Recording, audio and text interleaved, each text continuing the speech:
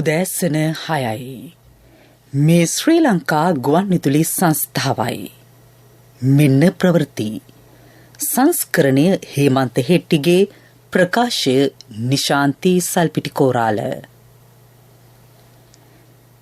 දියර පොහොරවල මිල සම්බන්ධයෙන් ඉදිරියේදී විනිවිද භාවයෙන් සියලු කරුණු රටට හෙළි කරන බව රමේෂ් පතිරණ අමාත්‍යවරයා කියයි. ලෝක වෙළඳපොලේ මිල ඉහළ යාමේ පාඩුව දරා ගනිමින් ජනතාවට පවතින මිලට ඉන්ධන සැපීමට රජය සූදානම්. ඉදිරි මාස 4 තුළ මෙරට සමස්ත ජනතාවට කොරෝනා මර්ධන 3 වන මාත්‍රාව. එන්නත් කරන කාඩ්පත අනිවාර්ය කිරීමේ හැකියාව සොයා බලන්නයි සංචාරක අමාත්‍යවරයා සෞඛ්‍ය අමාත්‍යවරයාගෙන් ඉල්ලයි. දේශීය සංචාරක කර්මාන්තයේ ප්‍රවර්ධනයට ජාත්‍යන්තර සහාය ලබා ගැනීම කෙරෙහි අවධානය. දකුණු ආසියාවේ හොඳම මාර්ග පද්ධතිය ශ්‍රී ලංකාවේ. ඊයේ කොරෝනා මරණවල අඩුවක්. හමුදා බලය අත්කරගත්තේ සිවිල් යුද්ධයක් ඇතිවීම වැළැක්වීමට බව සුඩාන කුමන්ත්‍රණ නායකයා කියයි. පන්දුවාර 2020 ලෝක කුසලාන ක්‍රිකට් තරගාවලියේ තවත් තරග දෙකක් අද. මේ ප්‍රවෘත්ති ශ්‍රී ලංකා ගුවන්විදුලි සංස්ථාවෙන්. ප්‍රමිතියෙන් අඩු පොහොර භාර ගැනීමට ශ්‍රී ලංකා රජයේ කිසිසේත් සූදානම් නැතැයි ඇමති රමේෂ් පතිරණ මහතා කියයි. ඇමති මණ්ඩල තීරණ දැනුම් දීම සඳහා කොළඹ ඊයේ පැවති මාධ්‍ය හමුවේදී ඔහු පැවසුවේ ප්‍රමිතියෙන් අඩු කාබනික පොහොර රැගත් නෞකාවක් කොළඹ වරායට ඇතුළු වීම මේ වන විට අත්හිටුවා ඇති බවයි. කාබනික ගොවිතැන හා හරිත කෘෂිකාර්මාන්තය සම්බන්ධයෙන් ජනාධිපතිතුමා ප්‍රමුඛ රජයගත් තීරණය අනාගත පරපුර හා ඔවුන්ගේ සෞඛ්‍ය කෙරෙහි අවධානය යොමු කරමින් ගත් වැදගත් තීරණයකි. එය ක්‍රියාත්මක කිරීමේදී මතුවී ඇති ගැටලු විසඳීමට රජය උපරිමයෙන් මැදිහත් වෙයි. දේශීයව කාබනික පොහොර නිෂ්පාදනය ප්‍රවර්ධනයට රජය හා පෞද්ගලික අංශය මැදිහත්ව ක්‍රියා කරයි. පොහොර හිඟෙන් කිසියම් ගැටලුවක් ඇතිවුවොත් හෝ අස්වනු අඩුවීමකදී හෝ වන්දි ගෙවීමට රජය සූදානමින් සිටී. දිස්ත්‍රික්ක රැසක මේ වන විට පොහොර බෙදා හැරීම සාර්ථකව සිදුවෙයි. නයිට්‍රජන් පෝෂක ලෙස සැපීමට අපේක්ෂා කළ කාබනික පොහොරවල ප්‍රමිතිය අඩුවීමේ ගැටලුවක් මතු වූ බැවින් රජයට ඒවා ප්‍රතික්ෂේප කිරීමට සිදුවිය. එම නිසා හදිසි මිලදී ගැනීමක් ලෙස දියර නැනෝ නයිට්‍රජන් පොහොර ආනයනය කෙරිණි. එහිදී කිසිදු වංචාවක් සිදුවී නැතැයි අමාත්‍යවරයා අවධාරණය කළේය. ඒ සම්බන්ධයෙන් පරීක්ෂණ පැවැත්වෙයි. දියර පොහොරවල මිල සම්බන්ධයෙන් ඉදිරියේදී විනිවිද භාවයෙන් සියලු කරුණු රටට හෙළි කරන බවද අමාත්‍යවරයා පැවසීය. ඛනිජ තෙල් මිල ඉහළ දැමීමට ලංකා ඛනිජ තෙල් නීතිගත සංස්ථාව කිසිදු තීරණයක් ගෙන නැතැයි ඇමති රමේෂ් පතිරණ මහතා මාධ්‍ය හමුවේදී පැවසීය. පාඩුව රජයේ දරා ගනිමින් ජනතාවට ඛනිජ තෙල් සැපීමට රජය තීරණය කර තිබේ. රට තුළ කිසිදු ඉන්ධන හිඟයක් නොමැත. ජනතාව ඒ සම්බන්ධයෙන් බියවීමට කිසිදු හේතුවක් නැතැයි අමාත්‍යවරයා අවධාරණය කළේය. ආනයනික වෙළඳ ද්‍රව්‍ය හා ඖෂධ මිල ඉහළ යාමට ලෝක වෙළඳපොලේ මිල ඉහළ යාම බලපා ඇතැයිද රමේෂ් පතිරණ අමාත්‍යවරයා පවසයි. ඒ පිළිබඳව තවදුරටත් කරුණු පැහැදිලි කරන ඒ මහතා. ආනයනික වෙළඳ ද්‍රව්‍යවල සහ සමහර බෙහෙත් ඇතුළු සමහර ද්‍රව්‍යවල මිල වැඩිවීමක් තිබුණා අපි පිළිගන්නවා. ඒකට බලපාන ප්‍රධාන කාරණේ තමයි ලෝක මට්ටමේදී අපි භාවිතා කරන සමහර ද්‍රව්‍ය, කිරිපිටි, ඉන්ධන ඇතුළු දේවල මිල ඉහළ තියෙනවා ලෝක වෙළඳ පොලේ. ඒත් අපට ගෙවිය යුතු මිල වැඩි වෙලා තිබෙනවා. ඉතින් මේක ලෝක තත්ත්වයක්. ඔබට පේනවා ඇති ශ්‍රී ලංකාවේ පමණක් නෙවෙයි බටහිර දියුණු රටවල පවා විශාල ලෙස බඩු හිගයක් සහ බඩු මිල වැඩිවීම විශාල ලෙස එම ප්‍රවණතාවය ඇති වෙමින් තිබෙනවා. අපි විශ්වාස කරන මේ තත්ත්වය ඉදිරි මාස 3-4ක කාලය තුළදී අඩුවේ කියලා. කිසිම රජයක් කැමති නැහැ තමුන්ගේ රජය බලයේ තිබෙන කාලෙදී බඩු මිල වැඩි වෙනවා දකින්නට. ඒ හරහා ජනතාව අපහසුතාවට පත් වෙනවා දකින්නට. ඉතින් අපි රජයේ හැටියට උපරිම අවධානය වෙනුවෙන් යොමු කරනවා. අපි කනගාටුවට පත් වෙනවා මේ බඩු මිල වැඩි වීම හරහා යම් පීඩනයකට ජනතාව පත් වීම පිළිබඳව. අපි මෙම තත්ත්වය කළමනාකරණය කරගෙන නිසා උපරිමයෙන් කටයුතු කරන බව සඳහන් කරනවා. මෙරට ජනතාවට බූස්ටර් එන්නත හෙවත් 3 වන මාත්‍රාව එන්නත් කිරීම ලබන සඳුදා සිට ආරම්භ කරන බව ඇමති කෙහෙලිය රඹුක්වැල්ල මහතා කියයි. වැඩපිළිවෙල ආරම්භ කිරීම සඳහා එන්නත් මාත්‍රා ලක්ෂ 20ක් දැනටමත් ගෙන්වා තිබේ. කොරෝනා මර්ධනයේ ඉදිරි පෙළ පිරිස් එන්නත් කරමින් වැඩපිළිවෙල ආරම්භ කරන බව කොළඹ පැවති මාධ්‍ය හමුවකදී අමාත්‍යවරයා පැවසීය. ඉදිරි එන්නත් කරන කටයුතු සඳහා තවත් 1,45 ලක්ෂයක එන්නත් මාත්‍රා තොගයක් ඇනෝම් කර තිබේ. ක්‍රමානුකූලව ඒවා මෙරටට ලැබෙනු ඇත. ඉදිරි මාස 4 තුළ මෙරට සියලු ජනතාවට 3 වන මාත්‍රාව එන්නත් කිරීමට හැකිවනු ඇතැයි සෞඛ්‍ය අමාත්‍යවරයා විශ්වාසය පළ කරයි. ජනතාව බලහත්කාරයෙන් එන්නත් කිරීමට රජය අපේක්ෂා නොකරයි. එසේ බලහත්කාරයෙන් එන්නත් කිරීමට දෙන්න හැකිය. එහෙත් එන්නත් කරණයට ලක් නොවයිගෙන් අන් අයගේ ජීවිතවලට බලපෑමක් එල්ලවන්නේ නම් ඒ සම්බන්ධයෙන් ක්‍රියා කිරීමට සිදුවන බව සෞඛ්‍ය අමාත්‍යවරයා අවධාරණය කරයි. කෙනෙකුට තියෙනවා තමන්ගේ ජීවිතය ගැන අයිතියක්. හැබැයි ඔහුට අයිතියක් නැහැ තව කෙනෙක්ගේ ජීවිතය අනතුරට ලක් කරන්න. දැන් මෙතන තියෙන සත්‍යය මේකයි. කියන්නේ තමාගේ ජීවිතය වෙනුවෙන් තමාට තීන්දුවක් ගන්න අයිතියක් තියෙනවායි කියලාම අපි කියමුකෝ. ඒක මොහොතකට. හැබැයි ඔහුට හෝ ඇයට අයිතියක් නැහැ තවත් කෙනෙකුගේ ජීවිතයක් අනතුරට ලක් කරන්න.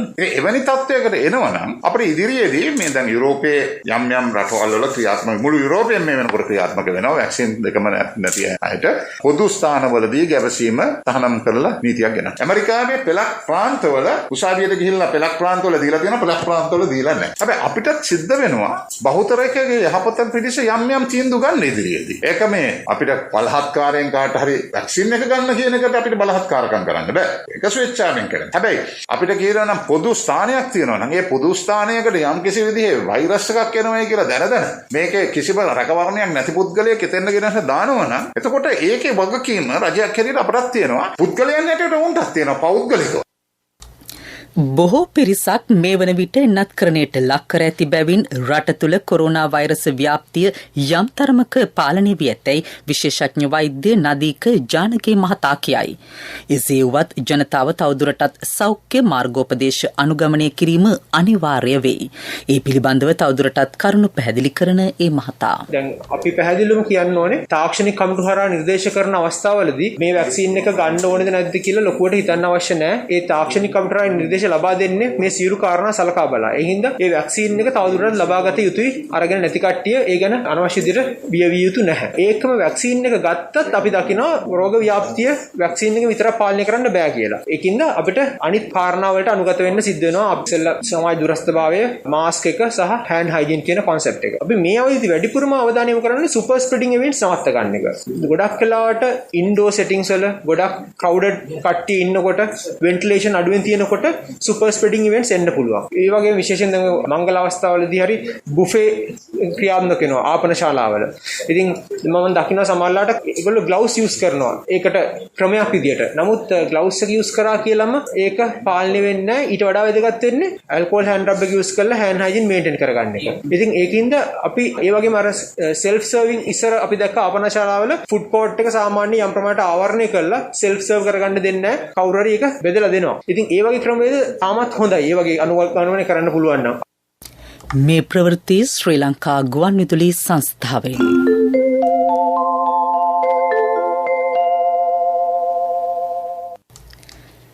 දේශීය සංචාරක කර්මාන්තයේ ප්‍රවර්ධනය සඳහා ජාත්‍යන්තර සහයෝගය ලබා ගැනීම. ඒ සඳහා බන්දුල ගුණවර්ධන හා ප්‍රසන්න රණතුංග ගැන අමාත්‍යවරුන්ගේ ප්‍රධානත්වයෙන් මාර්ගගත සාකච්ඡාවක් ඊයේ පැවැත්විනි.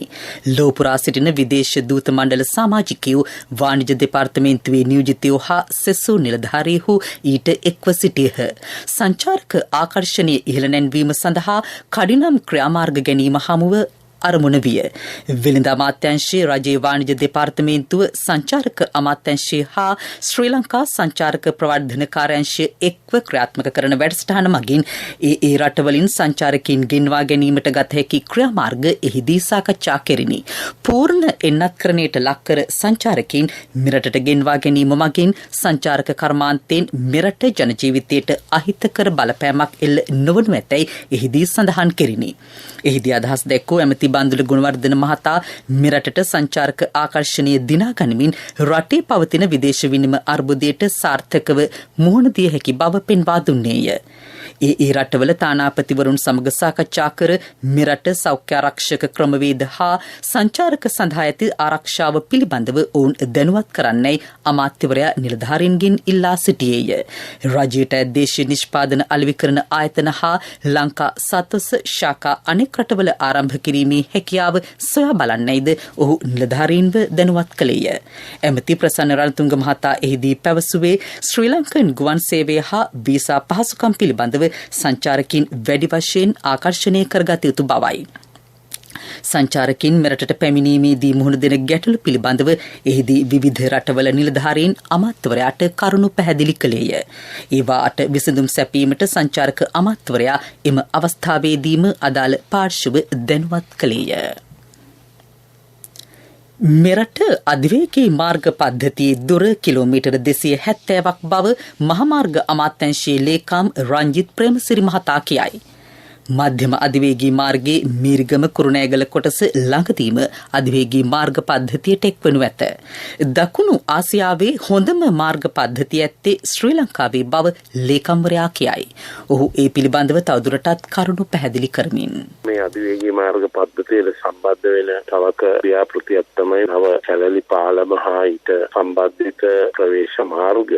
අනාගතයේදී කැලලි පාලමේ සිට වරාය නගරය දක්වා තියෙන කුළුණු මතින් වෙන අධිවේගී මාර්ගය ගැනීමේ කටයුතු දැන්ට කරගෙන යමින් තියෙනවා. 2023 දී ඒ වැඩ කටයුතු අවසන් කිරීමට අපි බලාපොරොත්තු වෙනවා. ඒ අමතරව කැලණි පාලමේ සිට රාජගිරිය හරහා අතුරුගිරිය දක්වා වන අධිවේගී මාර්ගය ඒ තැනීම් කටයුතු දැන්ට ආරම්භ කරලා තියෙනවා. ඒ කටයුතුත් අපි 2024 දී අවසන් කිරීමට බලාපොරොත්තු වෙනවා. ඒ වගේම කඩවත්ත ඉඳලා බීරිගම දක්වා කොටස මේ වැඩ කටයුතු දැන්ට මනින් කරගෙන යමින් තියෙනවා. 2024 වර්ෂය තුළ වර්ෂයේ මැද භාගයේදී වැඩ කටයුතු අවසන් කිරීමට බලාපොරොත්තු වෙනවා. ඊට අමතරව මධ්‍යම අධිවේගී මාර්ගයේ පොතුහැර සිට ගලගෙදර දක්වා කොටසේ වැඩ දැන් ආරම්භ කරලා කරගෙන යමින් පවතින්නේ. එහි වැඩ කටයුතු 2024 දී අවසන් කිරීමට බලාපොරොත්තු වෙනවා. කුරුණෑගල සිට දඹුල්ල දක්වා තියෙන අධිවේගී මාර්ගයේ වැඩ කටයුතු තාමත් ඉක්මනින් ආරම්භ කිරීමට දැන්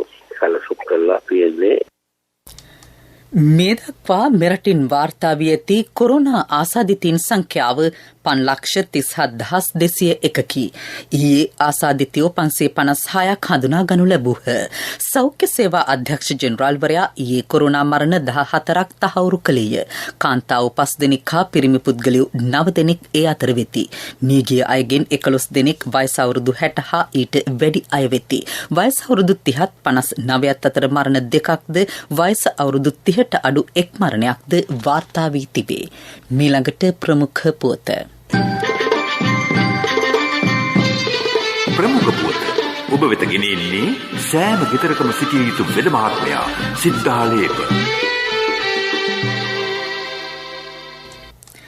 මෙරට සමස්ත ජනගහනයෙන් 1,37,00,000කට ආසන්න පිරිසක් පූර්ණ එන්නත්කරණයට ලක් කර ඇති බැවින් එන්නත්කරණ කාඩ්පත අනිවාර්ය කිරීමේ හැකියාව සොයා බලන්නයි ඇමති ප්‍රසන්න රණතුංග මහතා සෞඛ්‍ය අමාත්‍යවරයාගෙන් ඉල්ලයි. එන්නත් කරන කාඩ්පත විදේශීය සංචාරකයන් සඳහා අනිවාර්ය කිරීමටද එමගින් හැකි වෙයි.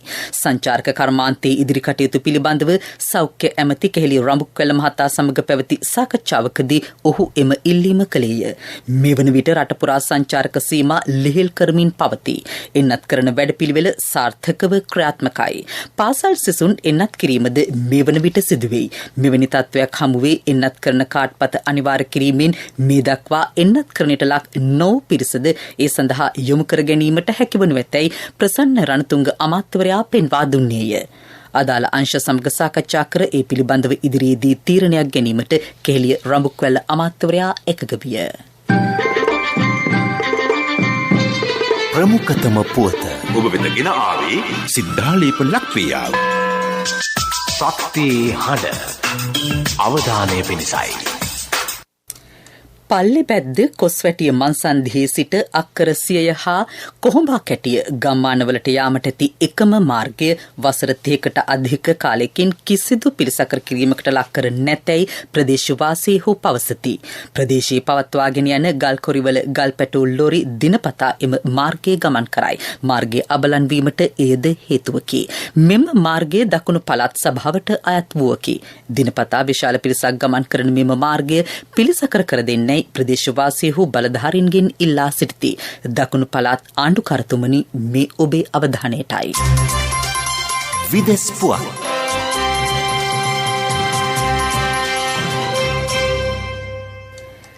සිවිල් යුද්ධයක් ඇතිවීම වැළැක්වීමට හමුදාව බලය අත්පත් කරගත් බව සුඩාන කුමන්ත්‍රණ නායක ජෙනරාල් අබ්දෙල් ෆාටා අල් බුහාන් පවසයි.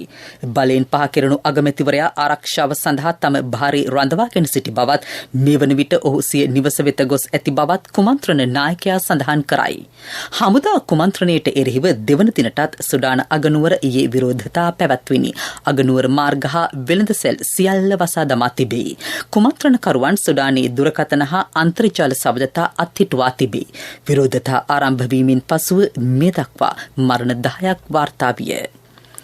බ්‍රිතාන්‍යයේ එලිසබෙත් මහරජින යලි සිය රාජකාරී ආරම්භ කරයි. ඇය ඊයේ සිය නිවසේ සිට වීඩියෝ තාක්ෂණය ඔස්සේ තානාපතිවරුන් හමු වූවාය. කෙසේ වෙතත් ඇය ග්ලොස්ගෝව්හි පැවැත්වෙන පරිසර වෙනස් වීම පිළිබඳ සමුළුවට සහභාගී නොවන බව බකින්හැම් මාලිගය නිවේදනය කළේය. ඇය වීඩියෝ තාක්ෂණය ඔස්සේ එම සමුළුව අමතනු ඇත. 95 වන වියේ පසුවන මහරජින වෛද්‍ය පරීක්ෂණයක් සඳහා පසුගිය බදාදා රෝහල්ගත කෙරිණි. සිය නිවසේ විවේකයෙන් ගත කරන විට ඇයට වෛද්‍ය උපදෙස් ලැබී තිබේ. තිරසර සංවර්ධනයක පුවත් සම්පින්ඩනය සංවර්ධන පුවත්.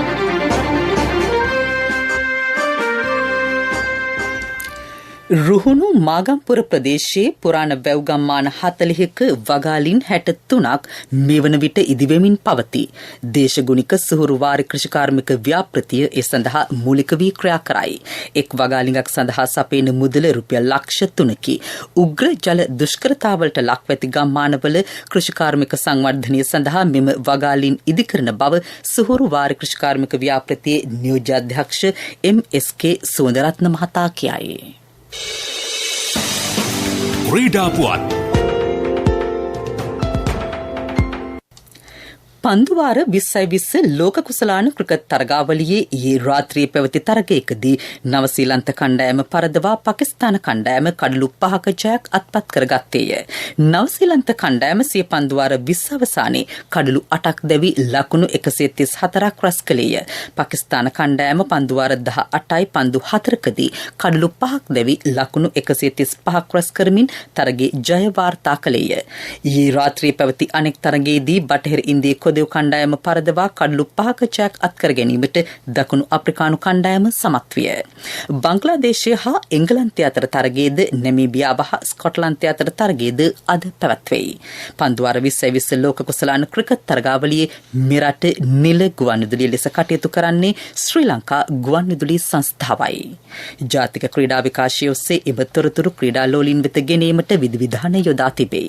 කොළඹින් FM තරංගමාලා 107.3 යටියන් තොටින් 107.5 හුන්නස්ගිරියෙන් 97.4 කරගහතෙන්නෙන් 97.3 දෙනියායෙන් 104.7 හපුතලෙන් 90.1 රදැල්ලෙන් 102.1 කොකාවිල් 89.8 යන FM තරංගමාලා ඔස්සේ ඊට සබන් දිය හැකියි. විෂන් FM නාලිකාවේ Facebook පිටුවට පිවිසීමෙන්ද ශ්‍රාවක ඔබට ඊට සබන් දිය හැකියි.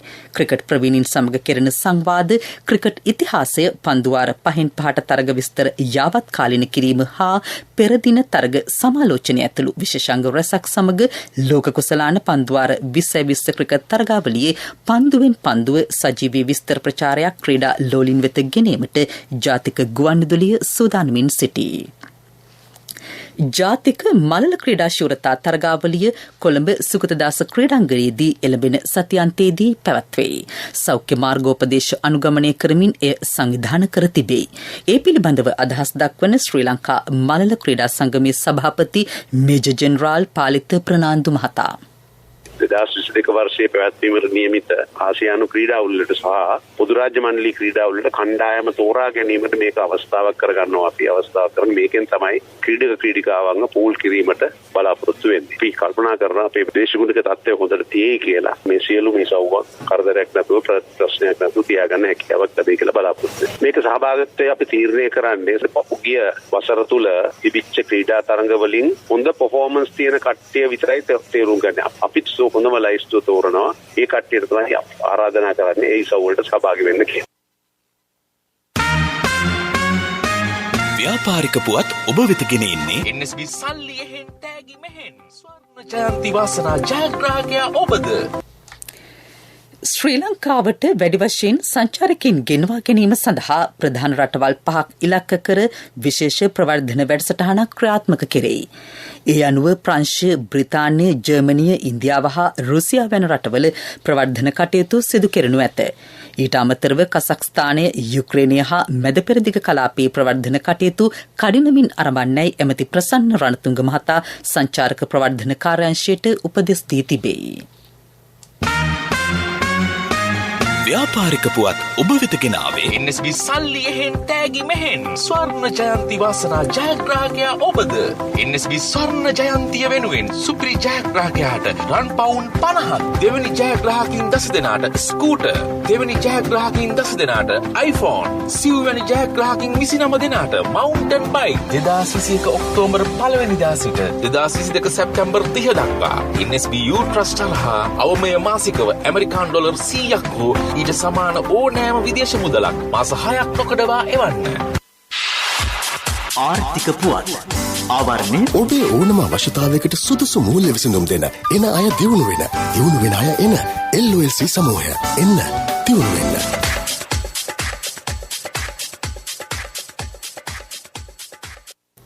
හම්බන්තොට දිස්ත්‍රික්කයේ ගෙවතු ගම්මිරිස් වගාව ව්‍යාප්ත කෙරෙයි. අපනයන කෘෂිකර්ම දෙපාර්තමේන්තුවේ සහනාධාර යටතේ වැඩපිළිවෙල ක්‍රියාත්මකයි. වැඩි වශයෙන් ගෙවතු ගම්මිරිස් වගාව සිදු කරන්නේ ලුණුගම්බෙහෙර කෘෂි කලාපයේය. එහි 60 දෙනෙක් පමණ ගෙවතු ගම්මිරිස් වගාවට එක්ව සිටිති. අවශ්‍ය පැළ අපනයන කෘෂිකර්ම දෙපාර්තමේන්තුව සපයයි. ඊට අමතරව වීරකැටිය, බෙලියත්ත, කටුවන හා සූරියවැව ප්‍රදේශවලද ගෙවතු ගම්මිරිස් වගාව සිදු කෙරේ. යුතුකම් වගකීම් එක්ක සල්ලි ඉතුරු කරන්න ලේසි නෑ. ඔබේ ස්ථාවර තැන්පතෝට ආකර්ශනීය පොලියක් හා ආරක්ෂාවක් දෙන්න අපි පොරොන්දු වෙන්නේ ඒකයි. LOLC Finance ස්ථාවර තැන්පතු ඉතිරිය උතුරන්න. 2001 දෙසැම්බර් 13 වෙනි දින නීතිගත කරන ලද LOLC Finance PLC ICRA Lanka limited වෙතින් SLA ස්ථාවර ශ්‍රේණිය ලබා ඇත. 2011 අංක 42 දරන මුදල් ව්‍යාපාර පනත යටතේ ශ්‍රී ලංකා මහා බැංකුවේ මුදල් මණ්ඩලය වෙතින් බලපත්‍රලාභී මුදල් සමාගමකි.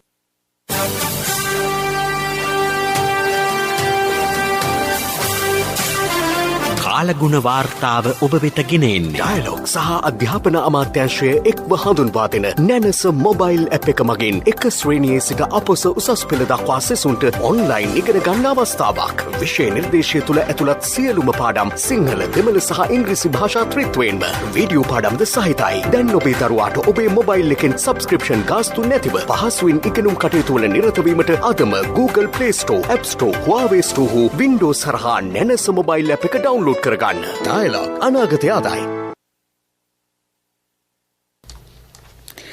දිවයින පුරා අහස වලාකුළින් බරව පවතින බව කාලගුණ විද්‍යා දෙපාර්තමේන්තුව පවසයි. දිවයිනේ බොහෝ ප්‍රදේශවල වැසි හෝ ගිගුරුම් සහිත වැසි ඇතිවිය හැකි.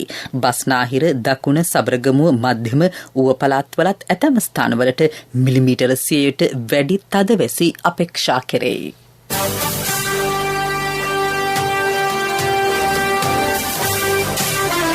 කාලගුණ වාර්තාව ඔබ වෙත ගෙන ආවේ ඩයලොග් සහ අධ්‍යාපන අමාත්‍යංශය එක්ව හඳුන්වා දෙන නැනස මොබයිල් ඇප් එක මගින් එක ශ්‍රේණියේ සිට අපොස උසස් පෙළ දක්වා සෙසුන්ට ඔන්ලයින් ඉගෙන ගන්න අවස්ථාවක්. විෂය නිර්දේශය තුළ ඇතුළත් සියලුම පාඩම් සිංහල, දෙමළ සහ ඉංග්‍රීසි භාෂා ත්‍රිත්වයෙන්ම වීඩියෝ පාඩම්ද සහිතයි. දැන් ඔබේ දරුවාට ඔබේ මොබයිල් එකෙන් සබ්ස්ක්‍රිප්ෂන් ගාස්තු නැතිව පහසුවෙන් ඉගෙනුම් කටයුතු වල නිරත වීමට අදම Google Play Store, App Store, Huawei Store හෝ Windows හරහා නැනස මොබයිල් ඇප් එක ඩවුන්ලෝඩ් කරගන්න. ඩයලොග් අනාගතය ආදායි.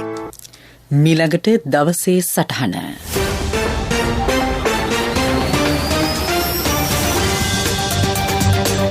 මිනිස්සු තමන්ගේ ජීවත්වීමේ අයිතිය රැක ගැනීම තමන්ගේ වගකීමක්. ඒ සඳහා සහාය දීම රජයක යුතුකමක්. නායකයන්ගේ යුතුකමක්. කාබනික පොහොර භාවිතය රටට ආවේ අහම්බයකින් නොවේ කියලා ඔබත් දන්නවා. අපත් දන්නවා. ජනතා විමුක්ති පෙරමුණ එයාගේ ප්‍රතිපත්ති ප්‍රකාශනවලත් කාබනික පොහොර අවශ්‍යයි කියලා තිබුණා. නමුත් රෑට ටීවී බලන ඕනම කෙනෙකුට ගොවි උද්ඝෝෂණවල රසායනික පොහොර ඉල්ලලා නාමල් කරුණාරත්න මහතා ඇතුළු ජනතා විමුක්ති පෙරමුණේ සමගි ජනබලවේගයේ පිරිස් ඉන්නවා. මිනිස්සු බලනවා මේ මොකද්ද කියලා. ගොවි මහත්තුරු කියන්නේ රසායනික ඕනමයි කියලා. වකුගඩු පිළිකා, හමේ රෝග, ස්නායු රෝග මේ හැම ලෙඩක්ම වසවිස කාපුවම හැදෙන්නේ. නමුත් ඒක ගැන දැනම අපි මේ ගැන මෙච්චර උනන්දු ඇයි කියලා අපිම කල්පනා කරලා බලන්න ඕන.